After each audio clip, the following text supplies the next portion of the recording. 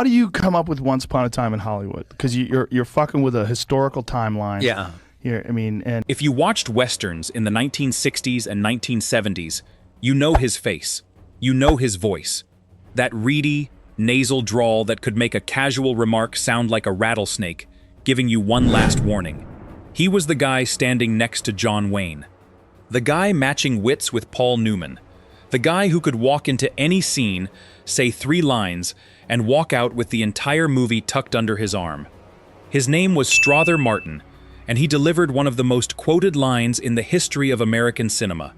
But before he ever set foot on a Hollywood soundstage, he was doing backflips off a diving board in Indiana, chasing a dream that had nothing to do with acting. This is the story of the man who turned small roles into unforgettable moments, and who proved that you do not need top billing to leave a permanent mark on American film. Here are 10 things you probably never knew about Strother Martin. Number 10. The boy who dove into destiny. Strother Douglas Martin Jr. was born on March 26, 1919, in Kokomo, Indiana. He was the youngest of 3 children born to Strother Douglas Martin Sr., a machinist, and his wife Ethel Dunlap Martin. The family briefly relocated to San Antonio, Texas, but soon moved back to Indiana, where young Strother grew up splitting his time between Indianapolis and the small town of Cloverdale. From an early age, the boy showed a natural gift for athletics, particularly in the water. Swimming and diving became his obsession. His lean, wiry frame was perfectly built for the springboard, and he earned the nickname T-Bone Martin because of the way he cut through the air during his dives. By the time he was 17 years old, Strother had won the National Junior Springboard Diving Championship. It was 1936, and the kid from Kokomo was already a national champion. He went on to attend the University of Michigan in Ann Arbor, where he competed on the diving team. When World War II broke out, Martin enlisted in the United States Navy and served as a swimming instructor, teaching recruits how to survive in the water. After the war, he returned to competitive diving with one goal in mind. He wanted to make the 1948 United States Olympic team. He entered the Adult National Springboard Diving Championships and performed brilliantly, but finished in 3rd place. 3rd place was not good enough. The Olympic dream was over. It was a crushing blow for a young man who had devoted his entire youth to the sport.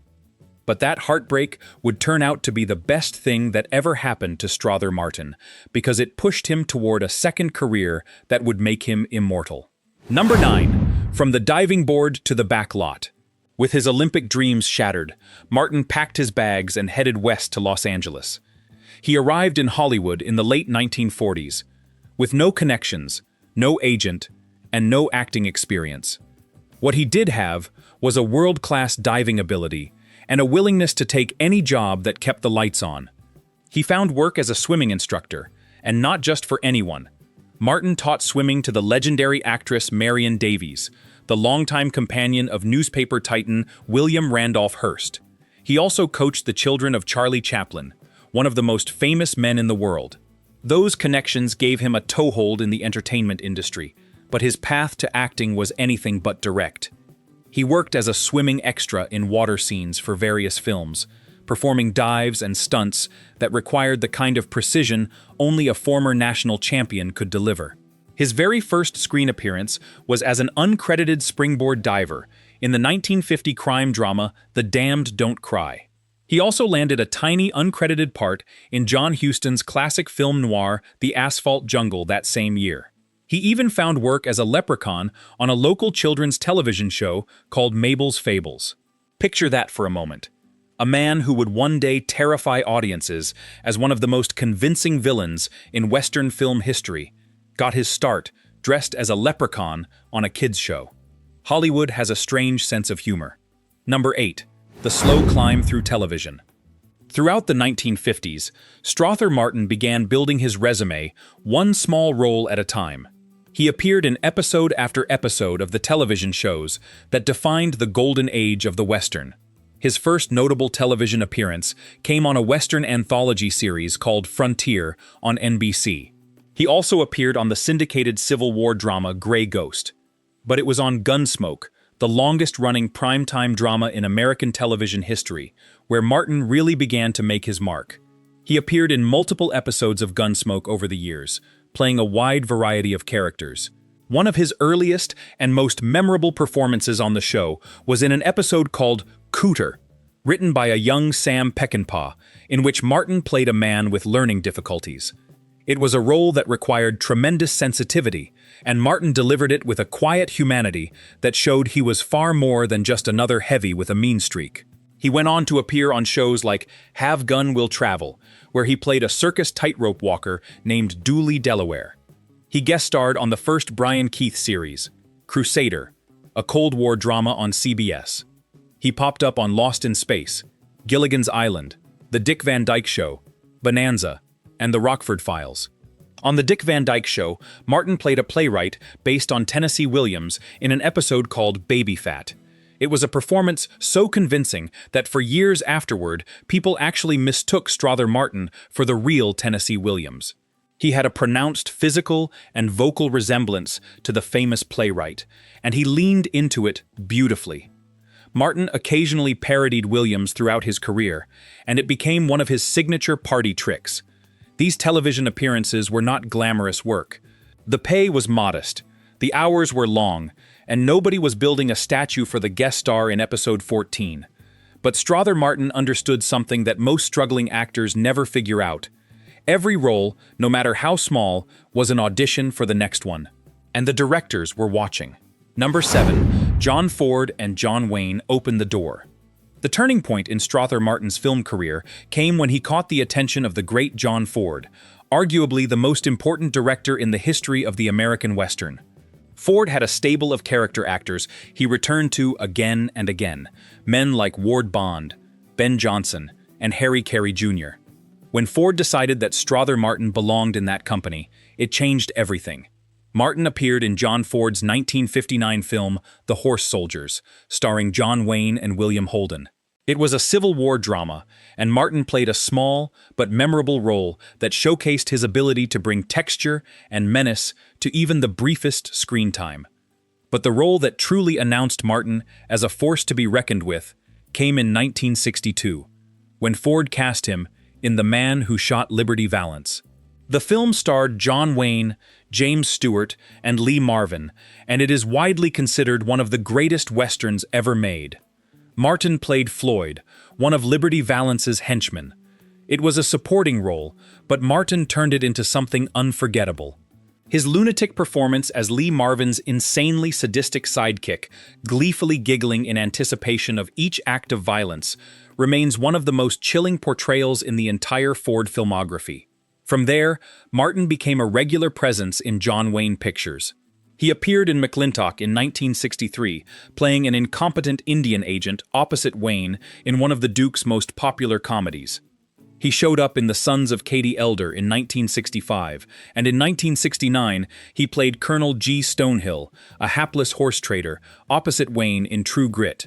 That scene between Martin and Kim Darby, where young Mattie Ross outbargains the experienced horse dealer with relentless determination, is one of the most entertaining exchanges in all of Western cinema. Martin appeared in 6 films alongside John Wayne over the course of his career. Wayne clearly respected him. In fact, Martin once told an interviewer that the difference between working with Wayne and working with Paul Newman was simple. If Wayne got you a job, he would announce it in front of 2,000 people, drawling emphatically, "I gotcha this job." Newman would do the same thing, but he would never say a word about it. Number 6, the line that changed everything. In 1967, Strother Martin walked onto the set of a film called Cool Hand Luke, and in a matter of seconds, he delivered one of the most iconic lines in the history of American cinema. The film starred Paul Newman as Luke Jackson, a nonconformist prisoner on a southern chain gang who refuses to submit to the brutal authority of the prison system. Martin was cast as the captain, the sadistic warden of the prison camp. It was a relatively small role, but Martin owned every second of it. The scene is simple. After striking Luke with a billy club for his defiance, the captain turns to the assembled prisoners, smooths his composure, and delivers the line that would follow Strother Martin for the rest of his life and beyond. What we've got here is failure to communicate. The line was written by screenwriter Frank Pearson, who actually worried that the phrase was too sophisticated for a backwoods prison warden. Pearson even created a backstory in the stage directions explaining that prison officers had to take criminology and penology courses at the state university, which is how the captain might have picked up such language. Martin himself had a different take. He felt the captain was exactly the type of man who would have read or heard the phrase from some academic textbook and adopted it as his own, the way certain people latch onto phrases that make them sound smarter than they are. The delivery is what made the line immortal. Martin's rustic southern drawl, his cold stare, the crooked lip curl, the smug satisfaction of a man who knows he holds all the power. It was not the words, it was the way Strother Martin said them. The American Film Institute later ranked the line number 11 on its list of the 100 greatest movie quotes of all time. Paul Newman even repeated the line later in the film, but it hit differently, coming from Luke. From the captain, spoken by Strother Martin, it was a declaration of absolute authority. From Luke, it was an act of defiance. The same words, two completely different meanings. That is the mark of great writing and even greater acting. Number 5. 3 classic westerns in 1 year. The year 1969 was the greatest single year in Strother Martin's career. He appeared in 3 of the most celebrated westerns ever committed to film, all released within months of each other. The first was Sam Peckinpah's The Wild Bunch, one of the most influential and controversial westerns in cinema history. Martin played Coffer, a bloodthirsty bounty hunter who leads a ragged posse in pursuit of the aging outlaw gang led by William Holden. It was a dark, violent, morally complex role, and Martin brought exactly the right combination of greed and menace to the part. The second was George Roy Hill's Butch Cassidy and the Sundance Kid, starring Paul Newman and Robert Redford. Martin played Percy Garris, the colorful Bolivian mine boss who hires Butch and Sundance as payroll guards. It was a brief but brilliant performance.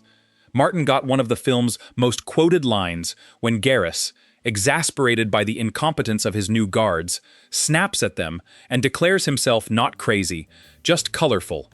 That is what happens, Garris explains, when you live 10 years alone in Bolivia. You get colorful. Moments later, he is shot and killed. It was Paul Newman who personally chose Martin for the role. Director George Roy Hill later revealed the story. When they were casting Percy Garris, Hill presented Newman with 3 options for the part and started to name them. The first name, he said, was Strother Martin. Newman stopped him right there and said, "Do not go any farther." But Newman never told Martin he was the one who got him the job. Martin only learned the truth years later, during the filming of Slapshot. The third Western of 1969 was Henry Hathaway's True Grit, with John Wayne in his Academy Award-winning role as Rooster Cogburn. Martin played Colonel G. Stonehill, the horse trader who gets verbally demolished by 14-year-old Maddie Ross. 3 iconic Westerns, 3 completely different characters, all in the same year. There may not be another character actor in Hollywood history who can claim a run like that. Number 4. The Paul Newman Connection. If John Wayne opened the door for Strother Martin, Paul Newman pulled up a chair and told him to stay. The 2 men appeared together in 6 films over the course of their careers, a partnership that ranks among the most productive actor and character-actor collaborations in Hollywood history. It began with The Silver Chalice in 1954, which was actually Paul Newman's film debut. Martin had a small role, and the 2 men were just starting their careers. They reunited in Harper in 1966, and then came Cool Hand Luke in 1967, the film that made Martin a household face, if not a household name. After Cool Hand Luke, Martin appeared in Butch Cassidy and the Sundance Kid in 1969 and Pocket Money in 1972, the latter co-starring Lee Marvin. But perhaps their most entertaining collaboration came in Slapshot, the 1977 hockey comedy that has become a cult classic. Martin played Joe McGrath, the cheap, scheming general manager of the Charlestown Chiefs, a minor league hockey team so bad that its only hope of survival is to embrace the most violent brand of hockey imaginable. Martin was hilarious in the role, playing McGrath as a penny-pinching weasel who will do absolutely anything to keep the franchise alive except spend money. It It was a far cry from the menacing villains he usually played, and it proved that Strother Martin had comedic timing to match his dramatic chops. The Newman connection was built on mutual respect and trust. Newman appreciated Martin's total commitment to every role, no matter how small. And Martin, for his part, never took the relationship for granted. He understood that in Hollywood, loyalty between actors is rare, and when you find someone who believes in your work, you give them everything you have. That is exactly what Martin did, every single time. Number 3. The man behind the villains. Here is the thing about Strother Martin that most people never knew. The man who played some of the most despicable, menacing, and unhinged characters in Western film history was, by all accounts, one of the kindest and most cultured people in Hollywood. Off-screen, Martin was an avid gardener who spent hours tending to his plants. He was a passionate reader, with a particular love for the novels of Nikos Kazantzakis, the Greek author best known for Zorba the Greek. He was an aficionado of classical music, especially the compositions of Frederick Delius, the English composer known for his lush, romantic orchestral works. Friends reported that Martin would sometimes stand in his living room in his boxer shorts and a long shirt, conducting an imaginary orchestra along to Delius recordings.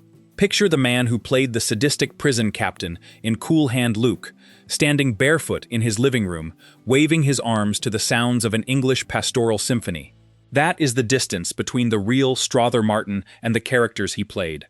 He married Helen Beatrice Meisels in the late 1960s, and they remained together until his death. Helen was a painter, and by all accounts, the marriage was a deeply loving partnership.